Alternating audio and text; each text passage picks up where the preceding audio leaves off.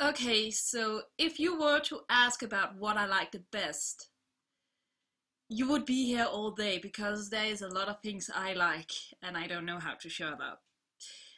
However, two things that played a really big part in my childhood, and we are talking really, really early childhood, then it was Studio Ghibli and Astrid Lindgren.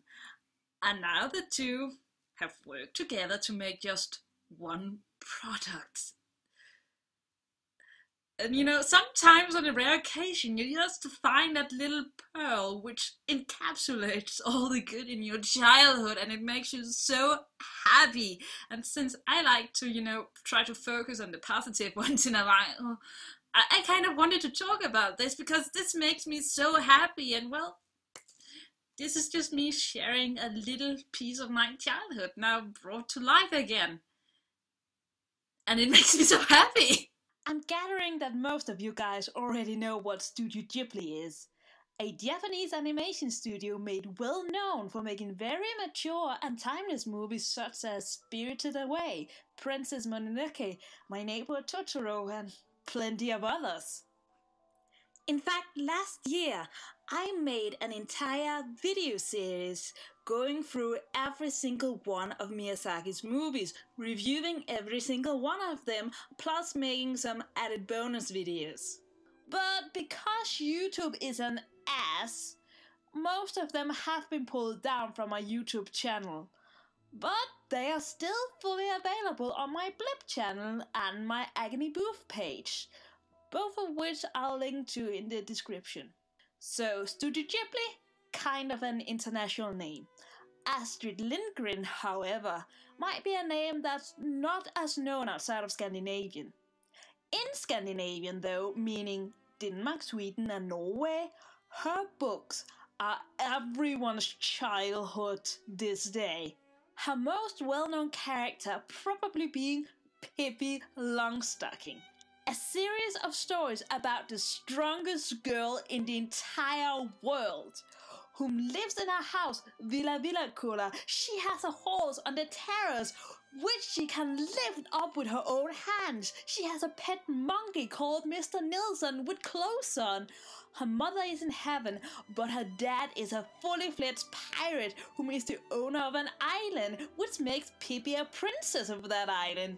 She never has to worry about anything because she has a big bag of gold coins. Two thieves is always after her, but she always gets them right back, and that's from way before Home Alone was ever a thing. Then of course there are all the adults whom are outraged by her anarchist personality, and Pippi just does what she wants, being a ton of fun for the children who comes to her, eating candy, going on adventures, flying in an air balloon. Ah, jeez.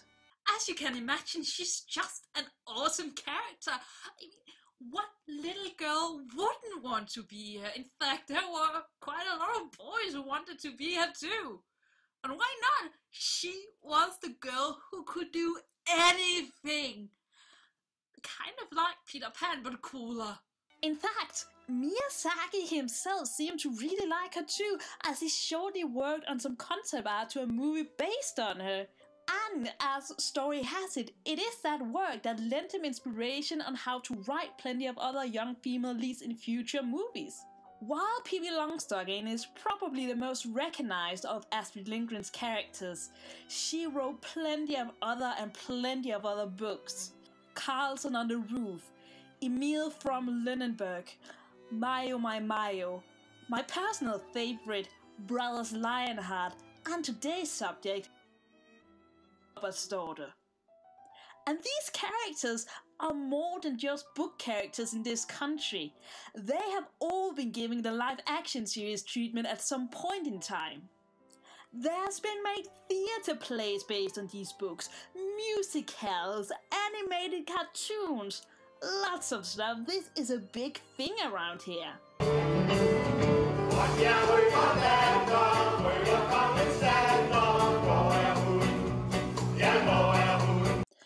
What I mostly grew up with was in fact the Swedish live action series. And of course, my mom read plenty of these books out loud to me when I was a child. The rest I read by myself as I got older. You literally can't get any further back into my childhood than this. I know I stated it, and very proudly even, that Harry Potter was the first book that I ever read by myself, and this is true, and was the thing that got me into fantasy and really started this train wreck of me just going overboard in everything in regards to fantasy.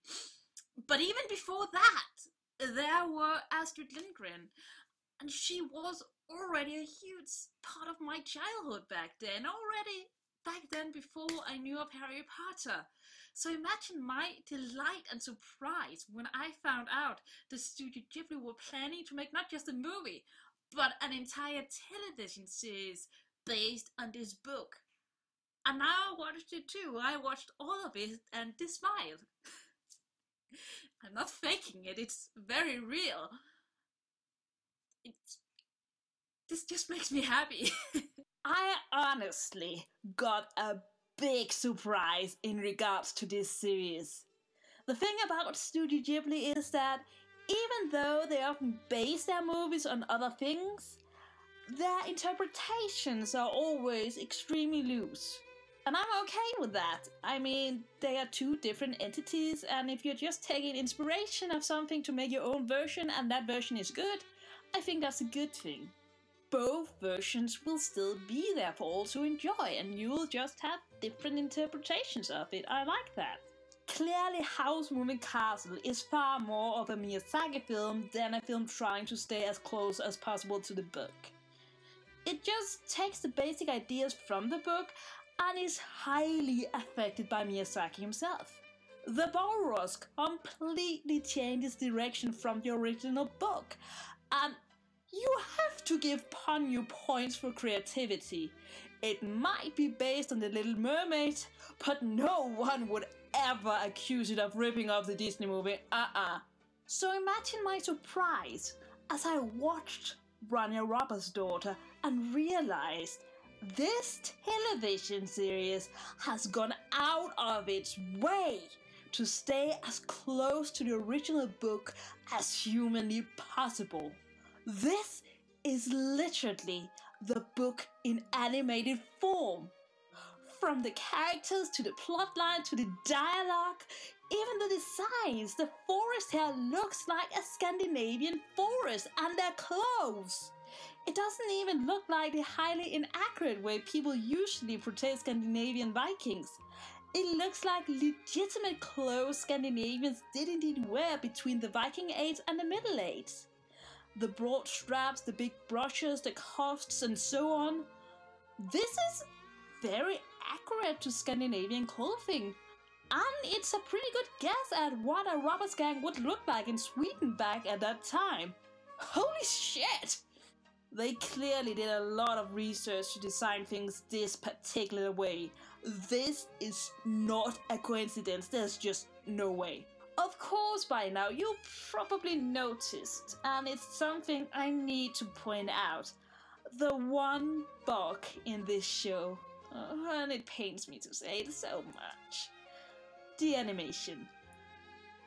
For some reason, they decided to have computer animated characters on their beautiful watercolor background. I'm not going to lie, this seems kinda out of place.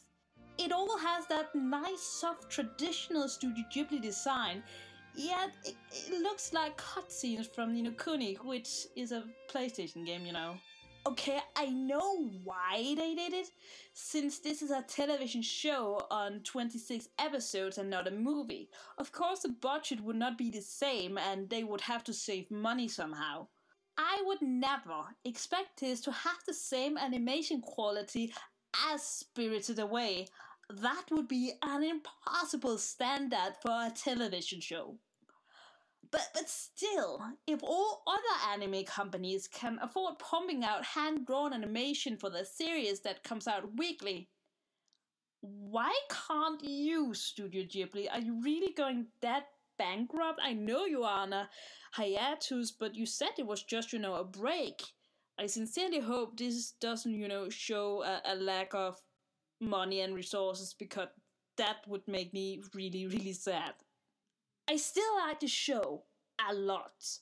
Everything else is perfect in my eyes, which just makes this little bug kind of annoying because it is the one thing that keeps this show from being the best thing ever to showcase my second childhood, and instead it's just a happy throwback that makes me smile a lot. Unsurprisingly, the storytelling of Astrid Lindgren mixes extremely well with Studio Ghibli. They both like to focus on the world and characters that inhabit this world, so it's much more become a series of life events than, any kind of grand adventure, but, it kind of mixes it a bit up. It's about the characters, and it takes the time to let the characters breathe and stand on their own, taking their own choices and initiative. It's about a day in the life, a year in the life of these robbers and what's happened then.